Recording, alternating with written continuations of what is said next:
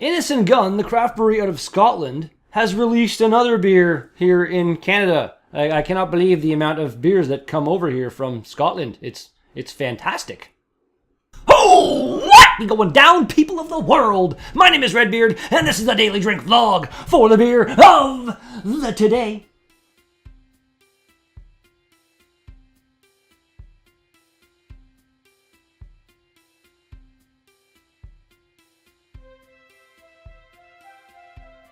We have got a bottle of Toasted Oak IPA by Innis and Gunn. Yes, indeed. Not had an IPA by Innis and Gunn before. I've had a lot of kind of whiskey-ish, rum-ish, bourbon-y beers. A porter, I think, maybe. A lot of different kind of oaky, but not IPA. I don't know, but I have been a big fan of pretty much all of their beers, I think, except for that first one I had last year on St. Patrick's Day. That was evil. Let's crack this one open. Oh, wait, what the hell? Forgot to do that. Come on now. Jesus. Let's see what we've got. It looks kind of normal. Actually, surprisingly clear. Very clear. It's pretty. As always, all the thanks in the whole wide world. To those who watch my videos, the beard loves you all so very, very, very, very, very, very much. Really, really clear for an IPA. It's kind of weird. I don't know. The head just vanished almost instantly. Forgot to put the website up at the beginning because I'm a genius. InnisandGunn.com. Go check them out. They've actually got a lot of really cool. Actually, I have a bottle of this Kilt and Kiln stuff. Tried it. Trying it right now. But yeah, it's very, very. They make so many really, really good beers. And they ship so many of them this way. It's surprising. Ooh. That smells pretty good. I can't really put my finger on what the smell is. I hate that I can't put my finger on what the smell is. Let's give her a shot.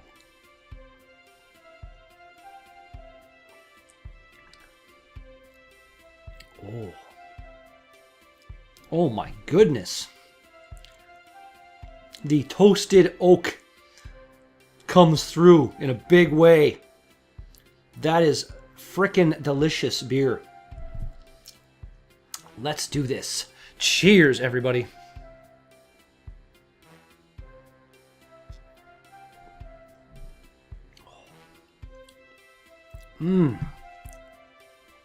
Really nice hoppy bitterness there. And then just the maltiness that it fades into is really complemented by that oak flavor. Wow. Innis and Gunn, you guys are the shit.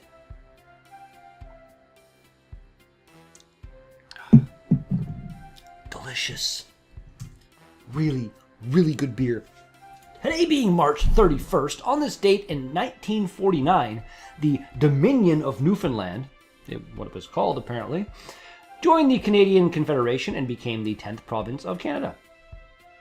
Kind of an interesting thing. I didn't realize that they were ever called the Dominion of Newfoundland. Kind of funny. And that they've only been a province since 1949. I know that Nunavut became a territory not that long ago, but that's just surprising to me. This IPA's floral hop character comes from a brewing technique unique to Innis and Gunn. We add hops 3 times during brewing, each one creating additional layers of fresh aroma and flavor. We then finish the beer over specially toasted oak to give it the rich, rounded character of authentic British IPAs from the 1800s.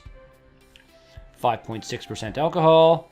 We got a best before August 17th.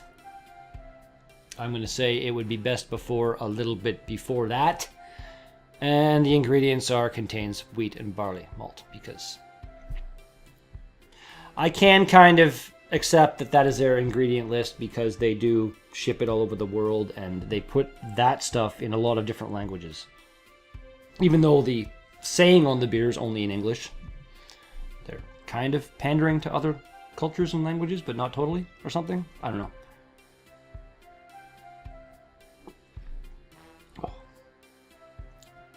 I actually have a bottle of just straight up Innis and Gunn IPA coming soon.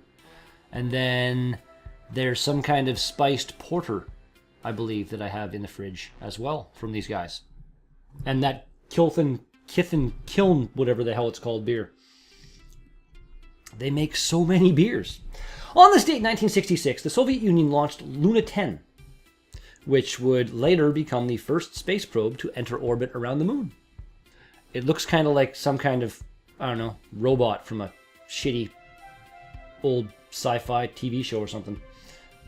Well, it's kind of funny.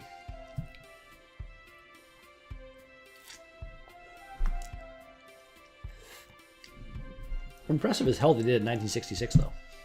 Right.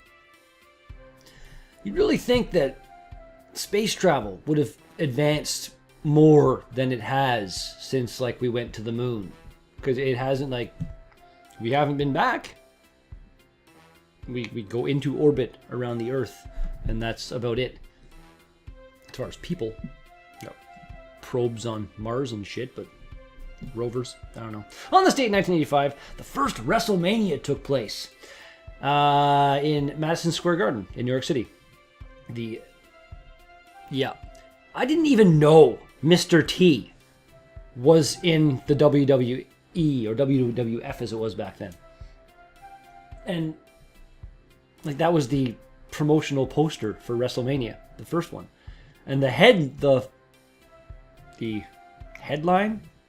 the fuck is the main event, I guess you want to call it, sorry, was these two as tag teams fighting. Damn it, I can't remember who it was. And my mouse has disappeared. There it is. I got it open here somewhere. WrestleMania history. Come on now. There it was. Roddy Piper and Paul Omdorf? Yeah, I don't know. I was never really big into the wrestling. I never hated it, but I never, like, really, really closely followed it. It was like a big soap opera. Although I will give them props for, people. It's fake. It's incredibly fake. But they are still athletes. Like, exceedingly good athletes to be able to put on that kind of a show and not get seriously injured while doing it. I'll admit that.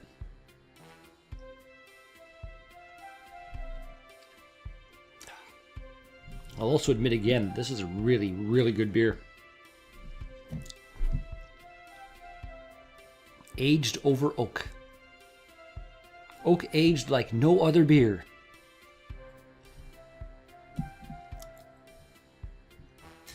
And that whole thing, I think I said that the last time I had one of their beers, the whole oak aging process came about by accident. Because they were contacted by some whiskey maker. And the whiskey maker wanted some barrels that had like beer flavors. Whiskey, I can't remember exactly how it worked. But some guys started drinking the beer that they were just throwing away after it was... They were using the beer to flavor the barrels or something, I believe. And then just throwing the beer away. And some guys started drinking the beer and said, "Oh my god, this beer's amazing." And they're like, "Oh shit, we've been throwing out gold." It's a really kind of interesting story. Finally, on this date, in 1992, the USS Missouri, the last active United States Navy battleship, was decommissioned in Long Beach, California. Really surprising, actually. This battleship was decommissioned in 1992. But it was actually the site, like, Japan surrendered. And World War II ended. Text.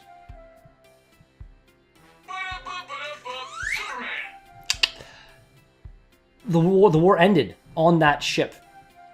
And it stayed, like, in service for another, like, 50 years, almost. That's crazy. That they were able to, like, upgrade it and make it good again and again and again. It's now actually a museum at Pearl Harbor. I'm not sure how they make a ship into a museum, but I imagine it's probably a pretty big ship. Drink number last.